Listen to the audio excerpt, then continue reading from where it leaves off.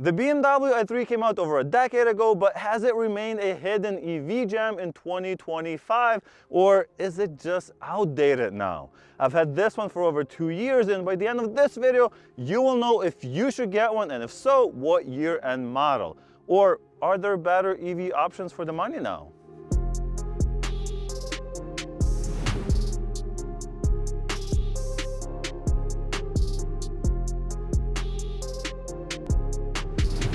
This low steady car launched in 2014 with its controversial design, splitting opinions very quickly. Some loved it and some absolutely hated it.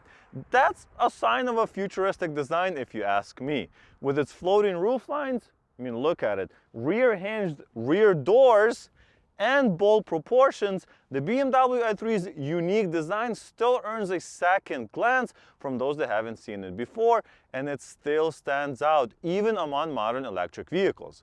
Most cars designed almost 15 years ago already feel outdated, but the i3 still turns heads in 2025, and that says a lot. Another way this car was ahead of its time has to do with the construction of it. The i3 was one of the first mass-produced cars in the world to use full carbon fiber reinforced plastic body.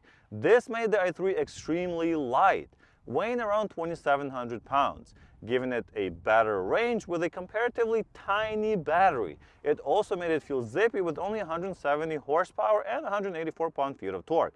This is the same material used in supercars like Ferraris and McLarens. Even in 2025, most modern EVs do not use carbon fiber. A side effect of this construction is that this car will basically never rust. The i3 was ahead of its time in a way most people still don't realize. Jumping inside, you will immediately notice that it does not look or feel like most other cars. The dashboard is made from recycled plastics, with some models including a eucalyptus wood trim on these panels right here, and the seats are made sustainably from natural fibers. There's also a lot of open space for such a small car, and it feels airy and modern in here. Unfortunately, these seats, while sustainable, are an absolute chore to keep clean. But BMW did something different with this car. They didn't just want to build an electric car, they wanted to redefine sustainability. This is not the approach most car manufacturers have taken before or ever since. Here's the most surprising part about the BMW i3. This car is actually fun to drive. It does not handle like any other car I have driven, and once again, some love it and some find it too harsh and bouncy. Thanks to its rear-wheel drive setup, low center of gravity, and instant torque from the electric motor, it does feel like a go-kart in the city. Most small EVs feel slow and dull, but surprisingly the i3 feels nimble and quick around tight corners, making it a fun little EV. You can even have some fun in the snow, and the crazy part, you can now buy a BMW i3 for as little as $6,000. Clearly, there is a lot to like about this car. That's why I haven't sold mine after 2 years. But let's address some major downsides of owning a 10-year-old EV in 2025. The glaring problem with these EVs is, of course, the range. Technology has moved very quickly in the last 10 years, and the i3 sort of stayed behind. Even the best 42 kilowatt-hour version of the car offers only around 153 miles of range on a full charge. By 2025 standards, that's really low. If you go for early 2014 to 2016 models with the 22 kilowatt-hour battery, you will be lucky to get 70 miles on a full charge. But here is the thing, the range is only range anxiety inducing if you plan on using this car for long distances. If you're mainly driving around the city, commuting for work or running errands, and don't mind plugging it in every time you get home, then the range is actually more than enough. So yeah, if you're planning on driving cross-country, and yes, there are people that have done that in this car, then this is probably not the car for you. And if you're looking at these early cars, you probably want to get the range extender one so you can put a couple of gallons of gas in here and keep going. Another sign of aging technology is the charger speed. Even on DC fast charger, the best this car can do is about 50 kilowatts and charge from 10 to 80% in about 40 minutes. And with the small battery, that doesn't get you very far. Comparing that to a Tesla or any other modern EV that can charge in 20 minutes for much longer range, this will definitely feel slow. But again, context matters. This type of EV is best charged on a slow charger at home overnight. Speaking of technology lag, if you get the early cars, you will not be able to connect to the car from your phone. The 3G network used by the i3 has been turned off completely in the States, so the car cannot connect to the internet at all, meaning there is no over-the-air updates or advanced self-driving features. If you choose a model with the small screen without the professional package, so it looks pretty tiny in here, it also feels very outdated, and even the bigger screen that I've upgraded to is lacking the touchscreen functionality that is important to a lot of people and found on most modern cars. Personally, I find the iDrive controller a better input device, but for some, it's a deal breaker. Until 2018, there was no Apple CarPlay either, but luckily that can be added aftermarket and it works great. Check out my full DIY video if that's something you'd like to add to your BMW i3. There's also the concern of reliability. While overall it isn't horrible, there are some common issues that the BMW i3 owners have to worry about. I made a whole video discussing these issues as well, so check that out in the description. But here's the thing though. This car was once well over $50,000, but now can be had for a fraction of that. So clearly the depreciation has hit this car hard, but I don't think it's going to go down any further.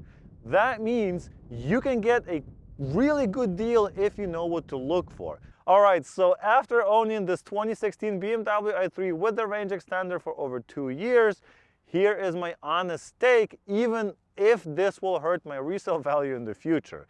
Yes, it has its flaws.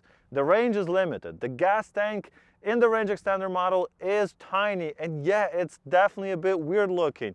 And for those reasons, I would not recommend getting a 2016 or older BMW i3, especially the pure battery version.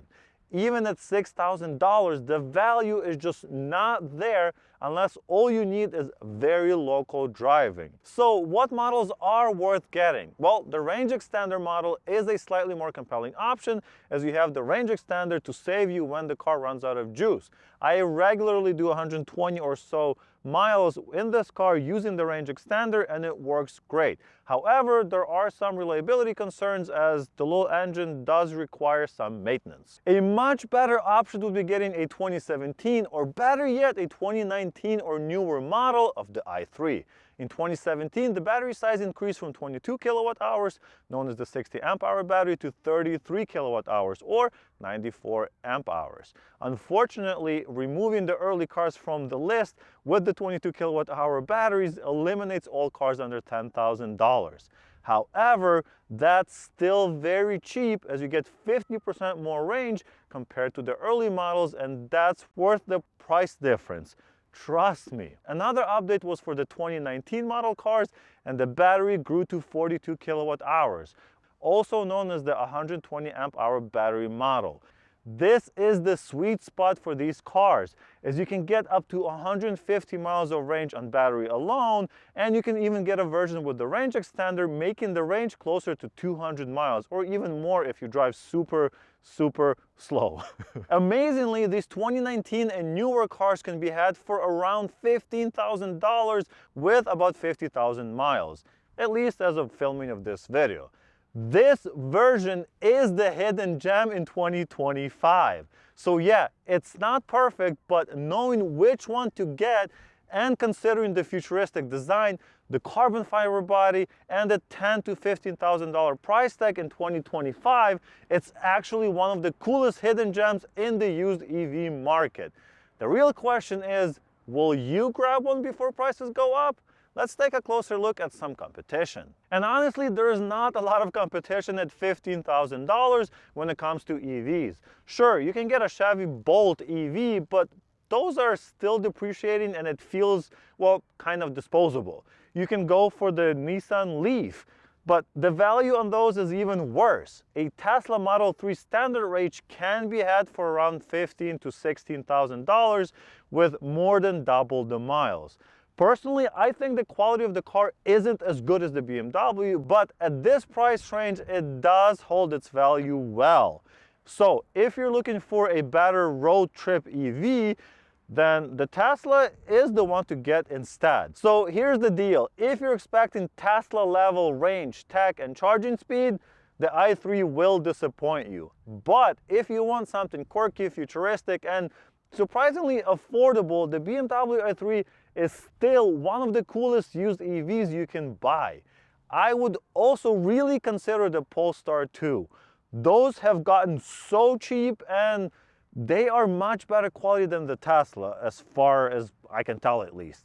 A nice one can be had for slightly under $20,000. Well guys, as you can see, I have run out of light and out of things to say. But would you still buy a BMW i3 in 2025?